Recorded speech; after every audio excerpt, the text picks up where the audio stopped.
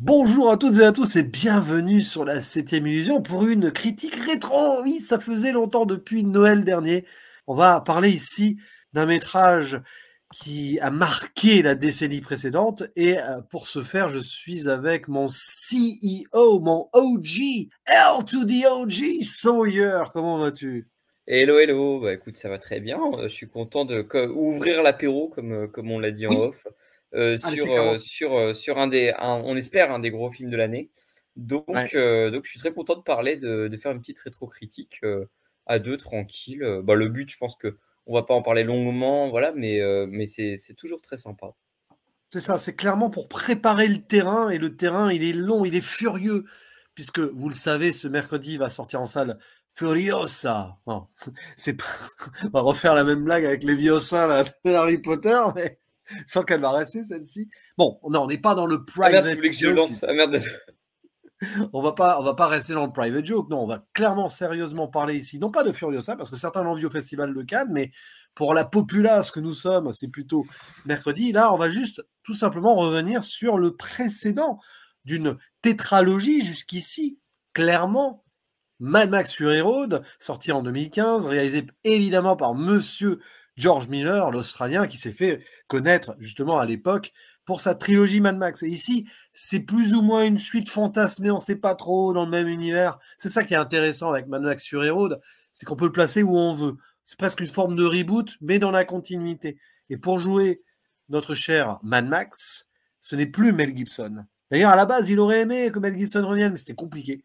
C'était là donc Tom Hardy dans le rôle principal, mais à ses côtés, qui joue Furiosa, parce que ce sera elle le personnage principal Charlize du film Theron. qui va sortir. Et oui, Charlize Theron. Et j'ai envie de dire que Furiosa, c'était clairement aussi un petit peu le Le personnage personnage principal principal du de Mad Fury Max Road. Fury Road. Ouais, Il faudra qu'on y revienne. ouais, je suis Bon, totalement évidemment, d'accord. dans Furiosa, ce sera le préquel et ce sera Anya Taylor-Joy qui s'y collera. Mais là, voilà. On peut citer aussi Nicolas Hoult aussi, qui interprète l'un des c'est marrant, c'est l'un des subalternes du méchant, qui lui est joué par le regretté Hugh Keays-Byrne, mais il y a pas mal de petites choses à raconter sur ces personnages dits secondaires au-delà des deux principaux.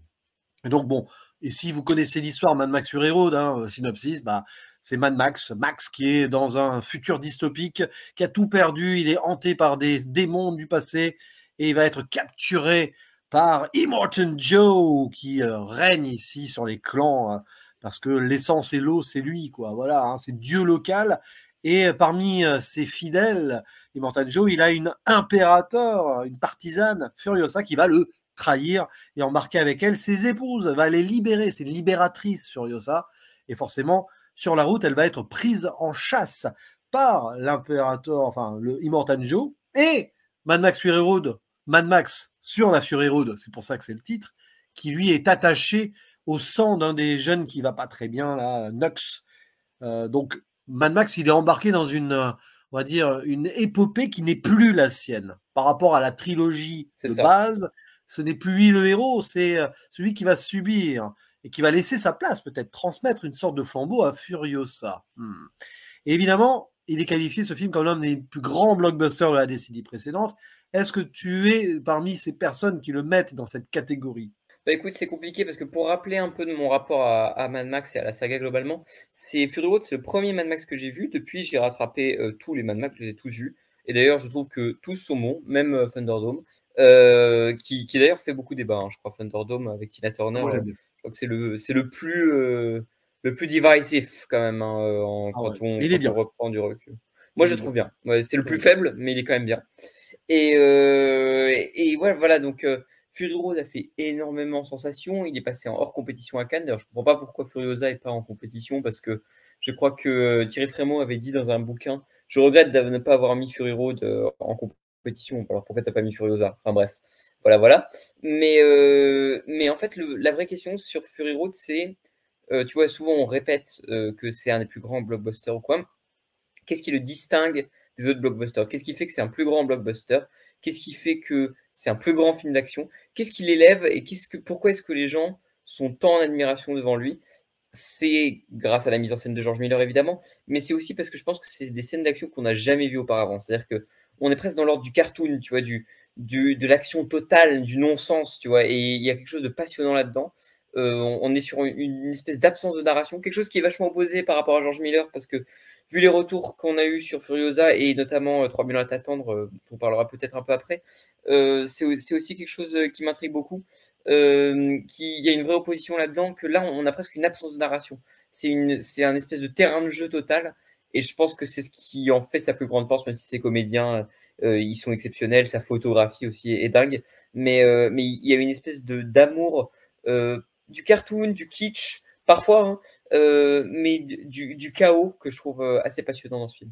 Alors c'est vrai que beaucoup de gens lui avaient reproché à ce film de ne pas avoir de scénario, ce qui n'a aucun sens d'ailleurs, parce qu'il y a quand même une histoire, il se passe des choses. C'est la même histoire, c'est le même débat que Avatar, hein. Enfin, Ouais, ouais, voilà. Bah, après Avatar, il y a peut-être plus de richesse de retournement, si on veut, et de personnages, oui, mais oui, bon, mais bon, c'est un autre débat. c'est pas l'histoire l'important, tu vois.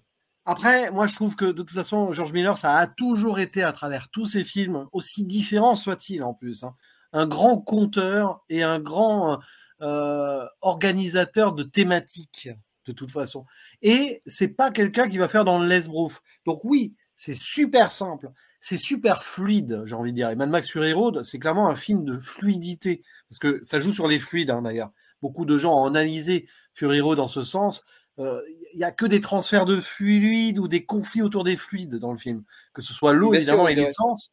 Tu as le sang qui transfuse donc de Mad Max envers Nux. Tu as le lait maternel aussi qui a un rapport aussi à la vie, mais voilà. Et on est sur la route. C'est-à-dire qu'on fonce, le film fonce, va tout droit vers là où il doit aller.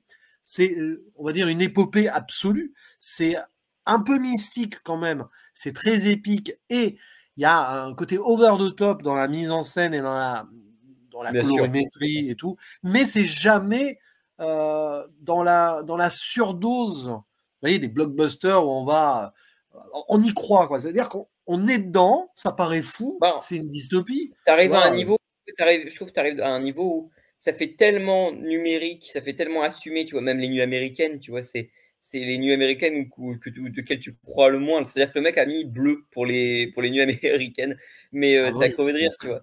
Mais en fait, je trouve que il pousse tellement dans le tout numérique, enfin même pas le numérique, non, parce que c'est authentique, tu vois, les scènes d'action, mais il pousse tellement vraiment dans le total des VFX, de la retouche, etc., que ça en devient absolument passionnant.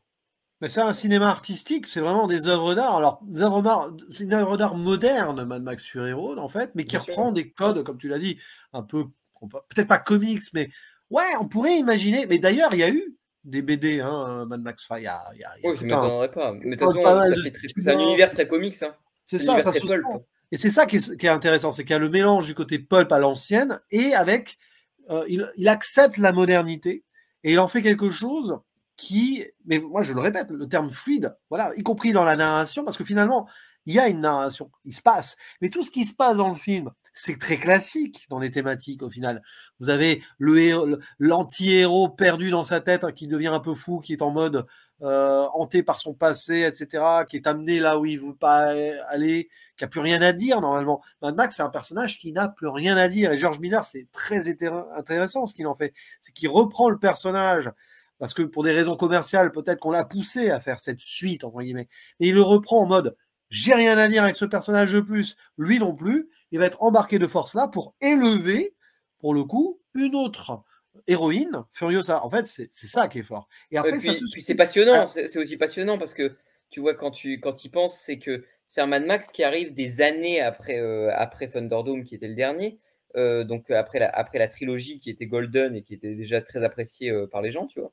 Même si voilà, on a parlé du troisième. Mais le fait est que Mad Max, il représente même le personnage de Tom Hardy dans ce film. Il est très différent de Mel Gibson, je trouve, même dans son écriture, parce que il représente ce héros blasé qui abandonne le blockbuster. C'est Ah presque une ben, incarnation de George Miller lui-même, tu vois. Il est fatigué, il n'en peut plus. Et à la fin du film, justement, il retrouve de l'espoir. Et bon, peut-être qu'on en parlera, mais moi, j'ai pas ouais. grand-chose à spoiler parce que c'est un film qui est tellement passionnant et Non. riche que je peux en parler même sans spoiler, tu vois. Mais, Non, mais on euh, verra. mais tu vois, c'est une espèce de retour d'espoir, un retour de flamme et presque une passation de flambeau, c'est vrai, avec Furiosa, notamment dans le plan final. Et oui, pour moi, c'est absolument passionnant sur ce prisme-là, quoi. C'est intéressant ce que tu dis, parce que blasé George Miller, il pouvait l'être, parce que je crois que c'est Happy Feet, à un moment, le 2 surtout, a été pas bien reçu. Et Une plantade pourtant, monumentale, hein, je crois. c'est une révolution, Happy Feet. Hein. Il y a dans ce film, je l'ai revu il n'y a pas longtemps, c'est une révolution sur beaucoup de choses, parce que c'est un film, entre guillemets, qui a l'air pour les enfants, mais qui est d'une richesse et qui va très loin, qui transcende. De toute façon, c'est le cinéma de la transcendance, George Miller. Il y a des choses qui ont l'air comme ça, de prime abord, sur des histoires très simples, dépouillées, mais il va faire quelque chose derrière, et il y aborde des thématiques universelles. Il a fait plein de films différents, dans plein de styles différents, George Miller, mais toujours avec cette même idée de prendre une histoire touchante de base et y injecter des choses qui vont parler peut-être à tous les peuples. George Miller, c'est quand même l'un des rares réalisateurs qui peut toucher toutes les cultures, je pense. C'est pas pour rien qu'il y a eu 3000 ans à t'attendre après, parce que là, on voit le côté culture au-delà donc de notre On voit le modernité. côté conte aussi, de storytelling aussi. Hein, Mais c'est ça, mais c'est un conteur, et c'est un conteur qui va croiser les univers. Et avec Mad Max Fury Road, c'est un film qui est transversal, c'est-à-dire que tu peux le faire suivre et apprécier par à peu près tout le monde, avec ou non un bagage technique, background ou pas, qu'on ait vu les Mad Max ou non. Même si on n'aime pas à la base les blockbusters habituels, ben, ce film, on va l'aimer. C'est pour ça d'ailleurs qu'il est unanimement plus ou moins apprécié quand même, au-delà donc des clichés qu'on peut se faire sur les blockbusters entre guillemets à l'américaine. C'est pour ça que c'est un miracle ce film. Et au-delà de sa simplicité, parce que ça va tout droit, hein, ça suit une route, on peut pas faire plus simple quand même. Mais il y a tout un parcours humain où finalement, c'est pas que les personnages évoluent. On va pas dire qu'ils évoluent des masses les personnages, si ce n'est le personnage de Nux quand même. Finalement, c'est le seul qui évolue Ouais. vraiment. Furiosa, bah, elle est présentée directement comme une libératrice d'esclaves, hein, une féministe aussi. Elle combat, elle veut retrouver les siens dont elle a été arrachée de sa terre et tout. Il y a tout un délire là-dessus, c'est pas un spoil, hein, ça se sent. Et elle va pas forcément évoluer, elle reste dans cette rage, etc. Quête de fausse rédemption. On a le méchant qui est très méchant, qui est un faux prophète. Hein. Les faux prophètes de George Miller, c'est assez connu. Ça, c'est l'idée qu'il y a toujours quelqu'un qui va tirer profit des autres, mais qui n'est rien derrière. Parce que le méchant, au final, c'est juste qu'il a profité du système, en fait. Et qu'on pourra revoir dans Furiosa d'ailleurs. Ça sera très curieux de voir qu'est-ce qu'il en fait dans ce développement. Et puis Max, qui avait déjà tout dit, qui dans le film, en fait, il n'attend qu'une chose, c'est passer à autre chose et transmettre. Et en fait, c'est une bénédiction dans son destin personnel, c'est de tomber sur Furiosa. C'est un film de destinée aussi, parce que quand on y pense, même si à la base c'était pas prévu comme cela, le personnage de Furiosa s'appelle Furiosa. Elle va sur la Fury Road. Hein? Bon, vous en faites ce que vous voulez de ça. C'est-à-dire que ça, c'est George Miller. Il va mettre parfois, il a l'impression de mettre les pieds dans le plat. Ça a l'air très frontal, mais c'est pour raconter des choses fortes derrière. C'est-à-dire qu'il attire n'importe quel spectateur sans le prendre de haut, sans élitisme, dans un truc simple, pour après le faire réfléchir et le porter ailleurs. C'est pour ça que c'est un passeur aussi, George Miller. C'est pour ça que 3000 ans à t'attendre, c'était le film qu'il devait faire un jour. Tu vois, c'était évident. Ça a fait un flop absolu, d'ailleurs. Mais bon. Mais moi, je le considère toujours comme presque un chef-d'œuvre. Hein. Enfin, mais c'est surtout, pour moi, c'est un film qui comment dire, qui berce 3000 ans à t'attendre. C'est-à-dire, c'est quasi contemplatif, c'est méditatif, en fait, sur plein de choses. Ça va au-delà, en fait, juste d'un film de cinéma. Peu importe, tu puisses trouver des défauts ou pas au film, ça va au-delà. Mais pour en revenir à Furio, du coup, parce que Furiosa, on l'a pas encore vu, oui, le jeu des couleurs, c'est vrai que ça fait over the top des fois, mais c'est beau. Et puis ça on va dire, englobe chaque personnage dans une atmosphère à chaque fois. Tu vois, quand la nuit bleue se fait, on commence à rentrer sur des terres un peu mystiques. On sent que c'est la dernière étape avant la terre promise. En fait, il s'avère que la terre promise est devenue un faux paradis, mais ça aussi, c'est très George Miller au final. Et il y a des moments, mais il y a des tableaux dans le film aussi. Moi, il y a quand même, pour moi, ma scène préférée dans le film, et je sais que ça surprend les gens quand je le dis à chaque fois, c'est ce passage donc, dans ces marécages où on voit les pêcheurs corbeaux sur leurs échasses. Et le temps s'arrête d'ailleurs à ce moment-là. Ils sont en poursuite là les uns les autres et on passe à côté, le temps s'arrête. Les personnages sont en rush. Oui, bien sûr. Et le temps s'arrête parce que moi je me suis fantasmé un spin-off dans ma tête sur ces pêcheurs corbeaux, par exemple. Alors, pour faire simple, ils pêchent là et tout dans une terre qui a été polluée et tout, parce qu'évidemment dans ce monde tout est mort quoi. Voilà. Même là où on croit qu'il y a la vie, c'est la mort. Et ces gens-là, ils vivent là-dedans, on ne sait pas trop où ni comment. Et c'est ça, George Miller, il place des petits trucs comme ça. Il réfléchit son cinéma, tout simplement. Mais il est assez passionnant sur ce plan-là, c'est qu'il place des éléments narratifs, en fait, là Là où en fait, plein de gens vont considérer qu'il n'y a pas de script ou quoi, justement, le dialogue et la construction des personnages se créent à travers l'action. Et c'est le seul réalisateur à faire ça actuellement. Ah, mais actuellement, en tout cas, dans le système blockbusteral, ça se Bien dit pas, sûr, mais dans le système blockbuster hollywoodien, ouais. c'est ça, parce qu'on lui donne parfois les moyens. Malheureusement, après, il reçoit pas on va dire, les retours de ses moyens parce que 3 millions à t'attendre, ça lui a coûté cher quand même, hein. Personnellement, je pense, le flop du film. Heureusement qu'il y avait Ah, le mais le projet flop est Furiosa total, derrière, vraiment. parce que j'ai peur que, petite parenthèse, j'ai peur que, à part des films de la saga Fury Road, parce que je crois qu'il avait prévu, il y a peut-être une suite aussi à Mad Max Fury Road. Je suis pas certain que ce soit très intéressant de Alors, faire c'est un revenir. projet. C'est un projet. Ouais, mais Mais ça bon, peut être intéressant s'il en fait un élément narratif, tu vois. Enfin, moi ça m'intriguerait beaucoup pour le coup. moi, juste pour finir ce que je voulais dire, en gros, c'est à part des projets Mad Max, Fury Road, Furiosa, j'ai peur qu'il fasse plus grand chose maintenant.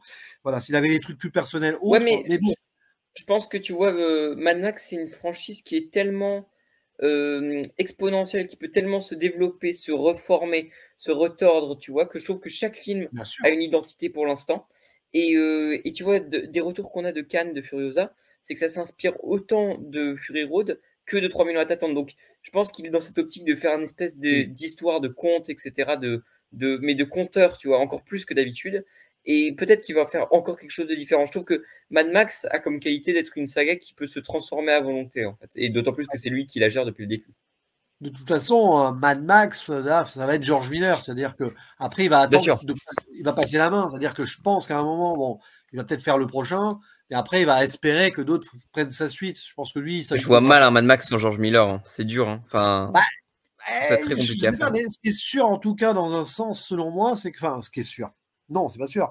Mais si j'imagine qu'il y aurait une suite, je suis pas certain que Max, on le voit beaucoup. Ça serait peut-être plus pertinent de faire une suite sur Furiosa avec Charlize Theron, par exemple. Mais bon, ça, c'est C'est un autre possible. débat, parce que pour moi, il a tout dit.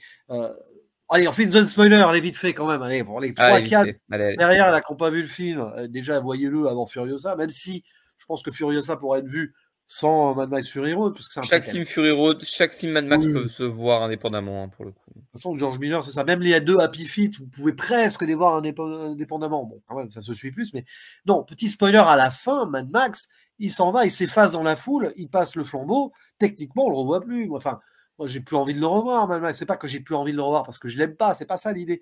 C'est juste que il a tout dit. Et bien, de toute façon, c'est ça la force d'un film. George Miller réussit à faire un film. C'est un personnage qui a tout dit et qui ne dira pas spécialement plus dans ce film. Et ça marche quand Oui, même. Et c'est ça vrai. marche quand même. Parce que ce qui est intéressant, et là on peut le dire, donc coup sur la finalité, c'est Furiosa en fait, qui a un parcours. Elle a envie de devenir l'héroïne qu'elle regrette de ne pas être devenue. Enfin, c'est intéressant parce que, en gros, c'est une tragédie. D'ailleurs, on va voir ça dans le préquel, comment elle a été enlevée de son peuple et donc mise au service de Imperial Joe, et elle a laissé tomber par force son peuple, et en fait elle a fomenté, on a l'impression que c'est plus ou moins ça, qu'elle a fomenté sa vengeance pendant des années en étant faussement au service du méchant pour pouvoir faire un acte fort et effectuer sa Bon, on a rédemption à Demon elle, Tues parce que c'est avant. limite. On a Demon. Je pense que. Je pense que, tu vois, Immortan Joe sera moins important que Demon Tues dans le film, hein.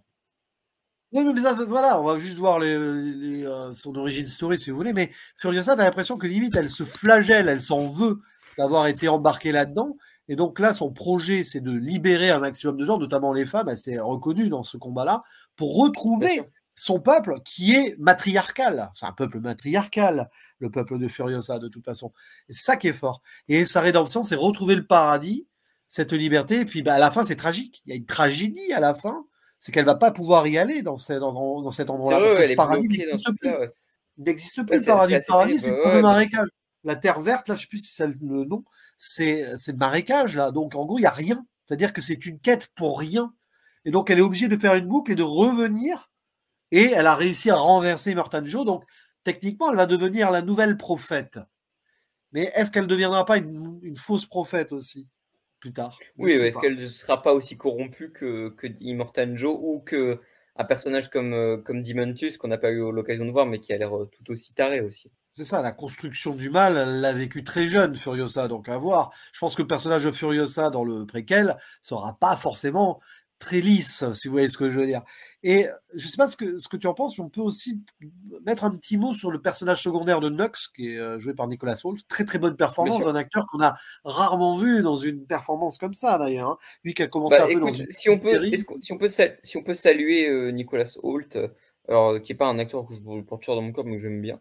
Il a joué dans About a Boy, que je trouve très mignon avec Hugh Grant, notamment. Je Ouais. sais pas si tu l'as vu ce film, Non, mais mais j'en ai entendu parler. c'est très sympathique. C'est un peu un film de Noël aussi d'ailleurs, mais Ah, tiens. c'est très sympa. Ah, Hugh Grant dans les films de Noël, hein, décidément. Il a, il a aussi joué dans Renfield, mais ça, on va pas regarder ça en tête. On va pas en parler. Non, c'est pas spécialement extraordinaire. Et le personnage de Nox, c'est très touchant. Moi, je suis très touché parce que le personnage de Nox, c'est un mort-né du régime, quoi. Le pauvre, il est né C'est assez là-dedans et triste d'ailleurs, hein. Je trouve qu'il arrive vraiment à nous créer de l'attachement pour ce personnage, et je trouve que son final est assez terrible, quoi, assez tragique. mais c'est ça parce qu'il est né là-dedans, donc par la fascination. Enfin, en gros, c'est ça. Il est aveuglé de naissance, donc il croit en un truc, le Valhalla, le machin, et se mettre du spray chrome sur la bouche, c'est ridicule en fait. Et il est maladif en plus, il est Soyez en train de plus ou témoin, moins hein, comme ils crever. disent. Et il espère, voilà, et soyez témoins, witness, voilà.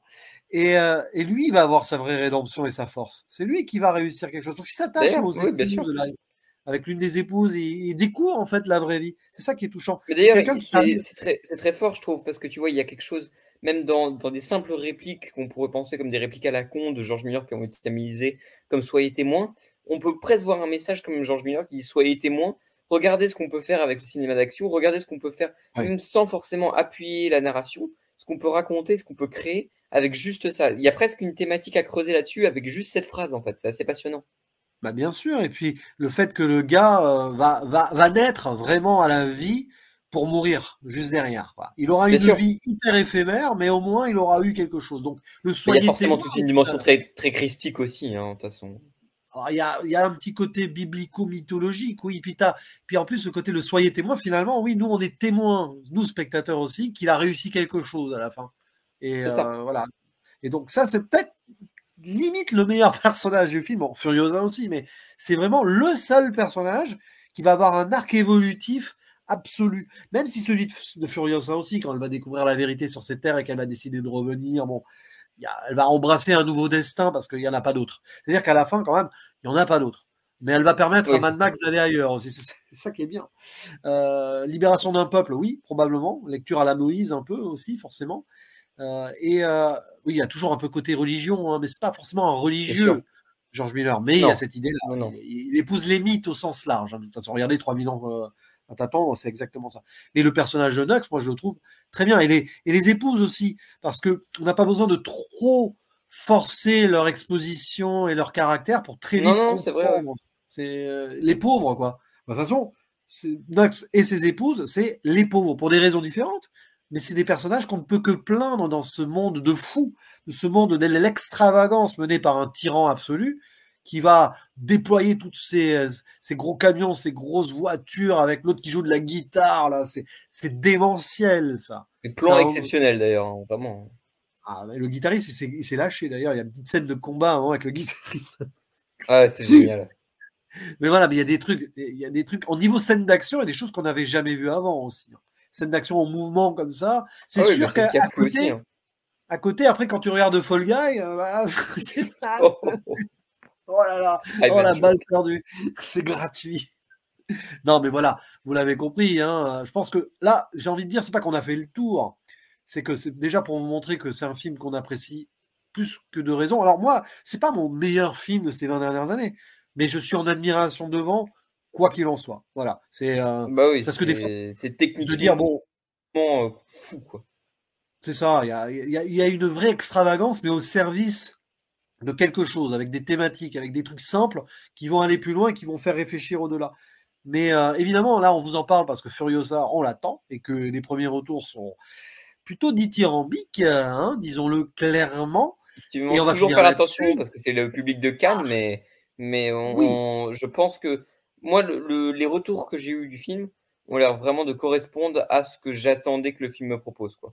Mais attention, oui, le public de Cannes hein, aussi, qui, notamment les critiques à Cannes qui On descendent parle un du peu Coppola, Mégalopolis de bien Coppola. sûr. Bon, aussi bien, hein, à la fin de l'année, on mettra le Mégalopolis devant Furiosa. Hein. Je pense que notre Oh, cher oh, oh. Bûcheron, par exemple, voilà, Sachez voilà, je que, pense qu'il prendra est-ce, sa hache est-ce que, le temps venu. sachez qu'en off, Bûcheron nous a dit vous serez tous là à le défoncer, le Coppola, je serai là à le défendre quand il C'est ça, il nous a sortira. fait Nux en fait, il nous a fait soyez C'est vrai. témoins.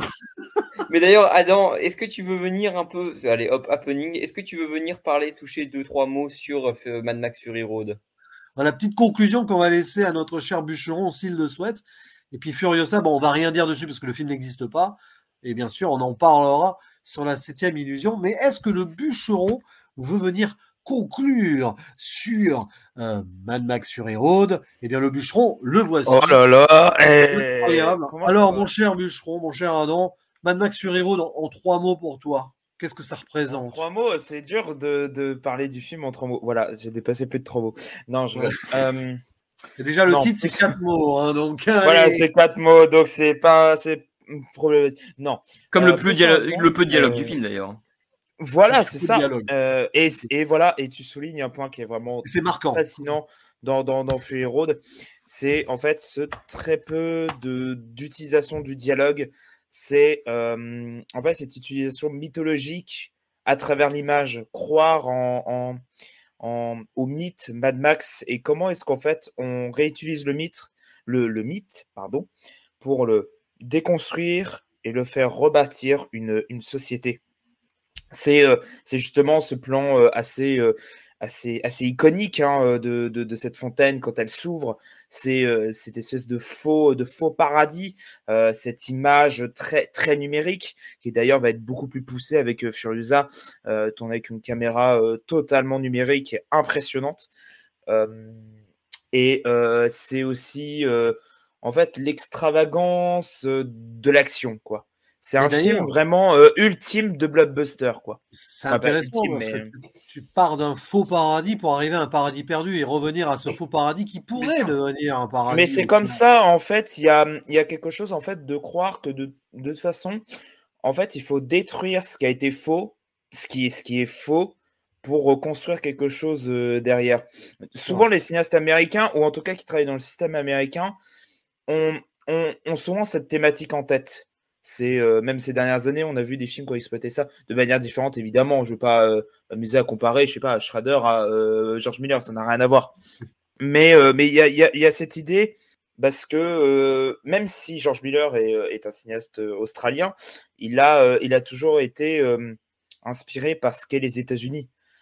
Comme Maxor, c'est le tout premier, c'est un peu ça aussi. Mais aussi, il y a quelque chose d'optimiste chez lui depuis Happy Feet, depuis tout ça. Et en fait, ça transparaît dans Fury Road. Une espèce Même dans de Brave, mythologie. hein. Et surtout, mettre le féminin au centre de l'intrigue. Ça, c'est beau, c'est puissant. Et ça donne, en fait, un passage comme vous l'avez dit, hein, façon, avant moi, un passage de flambeau. C'est-à-dire que Max, en soi, il n'est plus. Donc, je pense que c'est pour ça qu'en fait, Miller n'a pas finalement décidé de sortir Wasteland, parce que je pense, s'il le sort la suite, ce ne sera pas avec Max. Non, ce sera Je pense Furiosa qui certainement prendra la que suite. ce sera Furiosa. Parce que maintenant, c'est le féminin qui doit être le mythe grec, le super-héros. C'est le féminin qui doit l'être maintenant. Plus le Athéna. guerrier masculin. Et C'est ça, d'ailleurs, Athéna. c'est intéressant ce que tu disais, Adam, et on peut finir là-dessus, c'est que au-delà des dialogues, c'est surtout un dialogue des images et des plans. Oui. Et il dit beaucoup de choses en ne mettant pas les mots dessus, George Miller. C'est toujours été ça aussi. Hein. Alors évidemment, il y a des films plus bavards, entre guillemets, dans sa carrière. Mais c'est marrant parce que finalement, 3 millions à t'attendre, c'est un film de facto bavard parce qu'il raconte. De facto bavard, mais pour autant, les images, en fait, sont complètes les paroles. Les images prennent le dessus sur les paroles à un moment. D'ailleurs, ça s'inscrit comme ça à l'écran aussi. Et bien là, dans Mad Max Fury Road, on est déjà dans l'impression des plans. Et c'est pour ça que, oui, c'est extravagant, les couleurs et tout, mais ça fonctionne avec. Mais c'est magnifique, les couleurs sont magnifiques. Oui, parce que t'as un étalonnage. Il est dans une extravagance totale de ça qui fait que ça en devient sublime, quoi, vraiment. Parce que c'est quelque chose, en fait, qui est moderne. C'est un étalonnage numérique moderne, mais qui fait corps quoi, qui est palpable. Enfin, Et c'est c'est même pas- pour ça que Furiosa, elle est encore plus accentuée parce qu'il y a quelque chose encore du paradis qui n'est pas encore totalement détruit. Que je ouais. pense que ça C'est sera vrai. exploité dans C'est Furiosa. vrai. Moi, c'est ce que je me disais. C'est Ce qu'on attend intéressant. aussi, ouais. Ouais, c'est intéressant de voir ce qu'il fera avec sa chromatique et tout. Est-ce qu'il va jouer sur les fluides aussi dans Furiosa? Oui, les fluides, évidemment. Les fluides à Mécanique la des fois fluides, mais aussi fluides, on va dire, métaphysiques et transcendantaux. Il y a tout, parce qu'il est dans la transmission et la transcendance, George Miller. Donc forcément, ça fluidifie comme ça. Donc, parce qu'on on rigole, mais faites attention aux fluides dans Mad Max Fury Road. C'est assez fou quand même. Il y a Bien tout sûr. le temps des fluides. Max transpire. Oui. Moi, une des premières choses, en fait, qu'on le voit quand il est énervé, c'est il veut à tout prix récupérer des fluides. Vous savez, cette scène où il a le tuyau d'arrosage, il faut récupérer des fluides. Même les corps, c'est pas pour rien qu'il s'attarde sur les corps qui transpirent, sur tellement d'autres trucs. Parce que c'est du Il y a- cinéma qui vit, le cinéma de George Miller. Et quand ça vit, ça transpire. Ça Oui. Bien sûr. Ouais. fluidifie. Et là, d'ailleurs, c'est là où tu as pas mal de blockbusters un peu américains qui sont, on dirait des robots, quoi. On voit rien, on voit aucun fluide, quoi. Même quand il y a, Bah, ils quand il y a sont. de la violence, le sang, on le voit pas, des fois. Donc, Mm. c'est du Bah, il y sang a un vrai numérique. problème C'est là-dessus. dégueulasse, quoi. Ouais, c'est vrai. Ils font très artificiel en fait au final. Alors que c'est ce qu'on reproche à George Miller, c'est ça qui est assez paradoxal. Ouais, c'est parce que ben là, oui, j'ai vu des gens qui reprochaient sur la bande-annonce. Bon, déjà, faut se méfier des effets spéciaux pas tout à fait finis sur les BA et tout. Bon, après. Non, puis même Bien ça sûr. se voyait sur la seconde BA, déjà, c'était beaucoup plus Oui. abouti. Voilà. Mais bon, en tout cas, ouais, Mad Max Fury Road, allez, balancez en commentaire ce que vous en pensez. Et puis, tant qu'on y est, ce que vous attendez de Furiosa. Mais attention aux attentes. Attention aux attentes. Ne Oui, croyez évidemment. pas à ce que les critiques disent, hein, Bien parce que sûr. nous Bien sûr. sommes des imposteurs. Non, je plaisante, mais non, faites-vous votre On propre est- avis, c'est pas important. Dites-vous qu'on est toujours. Attends, Jude, dites-vous qu'on est toujours à moitié à côté de la plaque. Ouais, voilà, ça c'est Ouais, on est à moitié de la plaque, voilà. clin d'œil, voilà, un petit clin d'œil, on va pas dire plus, mais un cinéaste français là, qui a sorti un film il n'y a pas longtemps du tout, qui nous a envoyé un petit coucou en message privé. Voilà, on dit pas le nom parce qu'on est très très humble. Mais non, sérieusement, voilà, Mad Max Fury Road, c'est plus que cool. Et Furiosa, bah, il y a peu de raisons que ce soit mauvais en tout cas. Mais on verra bien ce que ça donne surtout. Voilà, C'est la et- BAM giga déception. mais il y a des gens qui seront déçus parce qu'aujourd'hui tout Oui, polarise. forcément. Et Bien c'est sûr. vrai que quand on y Bien pense, Mad Max Fury Road, c'est quand même l'un des rares derniers films qui a fait consensus, hein. Enfin, C'est vrai, ouais. Parce que même Quand on- Avatar n'a pas fait consensus. ah non, Avatar 2, il n'a pas fait consensus, hein, aussi. Oula. Bien sûr que non. Ouais. Oula. Et c'est vrai que. Mais je pense que Miller, il s'y attend à ça et que justement, il va en jouer en fait pour à la fois en Ouais, fait je pense aussi. totalement être à côté de Fury Road. En fait, Ah je oui, pense qu'il va pas du j'espère. tout être du pas de Fury Road. Il peut pas faire une copie. Il est trop c'est pas ambitieux. possible. Il est trop ambitieux pour ça. C'est pas le même ambitieux, monde en plus. C'est pas le même Bah, monde. Enfin, c'est le même monde, mais c'est autre part. Ce sera pas le même point de vue. Ça va être une vraie tragédie, Furiosa. On le sait parce qu'on sait où elle est arrivée après, hein. Donc, pas tellement. Et puis, il y aura Chris Hemsworth qui va jouer autre chose que Thor et ça va faire du bien. Ouais, Bien depuis Hacker de Michael Mann, Ouais. il a enfin il joue chez un Ouais, cinéaste. voilà, il était obligé de placer Michael Mann dans le duo. Non, mais il a peut prouvé. pas s'en Ouais, empêcher. avec toi, un jour, on va te prendre en 1v1 ou 3v1 sur Hit de Sur Michael Hit. Mann. Tu n'es pas prêt. Non, mais c'est vrai que, Oh l'enfer, parenthèse pour la putain. parenthèse, Chris Hemsworth a prouvé déjà que c'était un bon acteur. Donc, pas de souci là-dessus. Mais Et- c'est un bon acteur, mais il choisit Ah. juste très mal ses rôles. Ah, mais il y a beaucoup d'acteurs, vous les voyez dans des trucs et tout, s'ils sont bien dirigés dans des bons films, croyez-moi, ça donne quelque chose de bien. Je suis sûr que même Ryan Reynolds serait excellent avec George Miller, par exemple. Je dis ça C'est comme vrai ça. que- Parce qu'on a parlé de Fall Guy, mais on n'a pas parlé de Blue et compagnie. Et voilà, bah en tout cas, merci de nous avoir écoutés. Et miracle incroyable, c'est la première fois sur la 7e illusion depuis une semaine qu'on n'a pas parlé de Jean Baudrillard. Donc, Oh non, il a encore placé Jean Baudrillard. Finalement, on va se nommer la 7e Baudrillard. Voilà. non, mais bon, ouais, pour comprendre le délire, vous pouvez écouter nos derniers duos à date ou trios. Enfin, oui, il y a eu sur le dernier Quentin Dupieux, donc, ou Blue et compagnie, mais il y a aussi eu La planète des singes. Je crois pas que ça parle de Baudrillard. Bon, voilà. Mais merci Hugo. Ça fait- Ok. On la garde. Ok, d'accord, Merci je Hugo. prends note. Au passage. Merci Sawyer. Merci. Ouais, j'ai rattrapé. Le bûcheron du cinéma. Mais vous voyez, c'est à la bonne franquette. On est content de parler d'un film comme ça un petit peu. Et si vous voulez plus de critiques rétro, dites-le en commentaire. Voilà. Hein, parce que, Voilà, on prévoit d'en faire un peu plus. Ah, D'ailleurs, finalement, bosser un peu plus. ouais. Ah, il faut. Ah, il faut. Il faut, Après, il faut. voilà. Je vous en ferai plein sur Paul Schrader. Voilà. Ah oui, mais avec l'actualité et tout, voilà, forcément, avec l'actualité, des fois, on n'a pas le temps de penser au rétro, mais là ça, je pense que ça colle bien. Voilà. Et Ouais, puis nous, ça nous a fait plaisir de record dessus. Quoi. ouais, voilà. Puis à bientôt et rendez-vous pour un prochain duo ou trio sur Furiosa, entre autres parce qu'il y en a d'autres qui sont prévus là. Là, vous n'êtes pas prêts, Yes. ça va changer d'univers en plus là. On n'en dit pas plus. Allez, ciao, ciao. Oh, oh. Ciao.